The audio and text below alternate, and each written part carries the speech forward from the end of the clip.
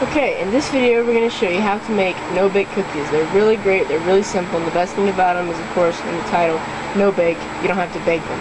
So here's the ingredients that you're going to need. You're going to need a stick of butter, 2 teaspoons of vanilla, 3 cups of oats, 2 cups of sugar, 2/3 cup of peanut butter, 1/3 cup of Hershey's cocoa, a dash of salt, and a half a cup of milk. And it's just that simple. In the next video we'll show you how to put it together and make it.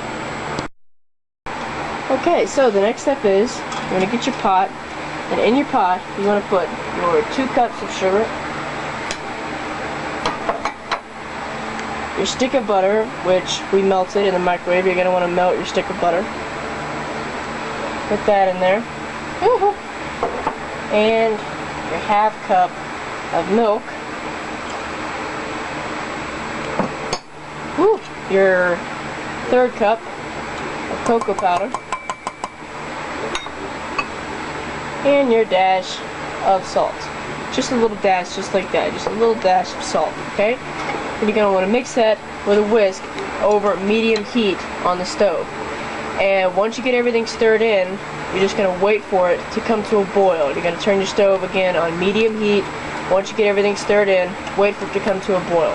Now you're going to want to stir this pretty constantly, but while it's coming to a boil, you want to get your 3 cups of oats in a bowl that's big enough to mix in, so I'm probably going to have to move mine to a bigger bowl, and your 2/3 cup of peanut butter, and mix the oats and the peanut butter together. Use a wooden spoon, use your hands. I use my hands because it's easier to actually get all the oats covered in peanut butter, but use whatever you like, but make sure it's mixed really well, and set that aside.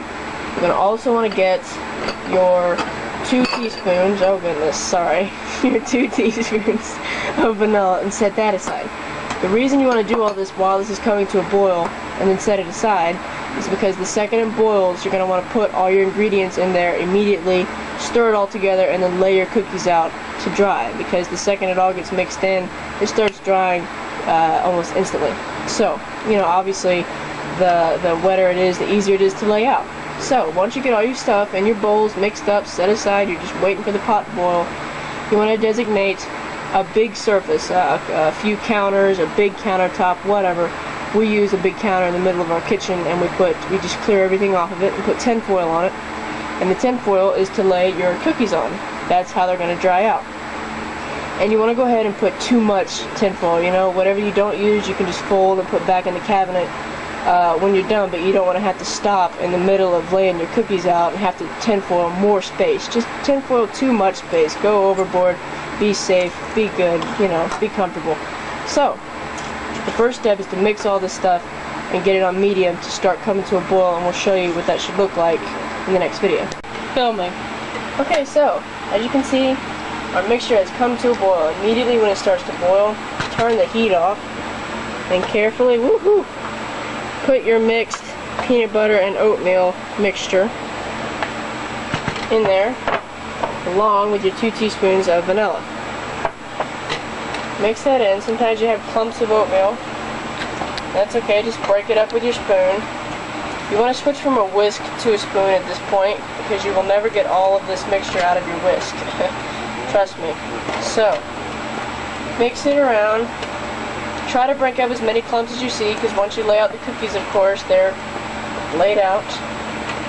But you really can't screw up. It's a really simple cookie, and it's really excellent. I mean, you could eat this stuff right out of the pot with a spoon. It would be just as good. Now, and take it over to our pre-tinfoiled spot, and just take a spoonful and lay it out. The process could get messy, so be sure to hold your pot over something you don't mind getting messy. In my case, the tinfoil.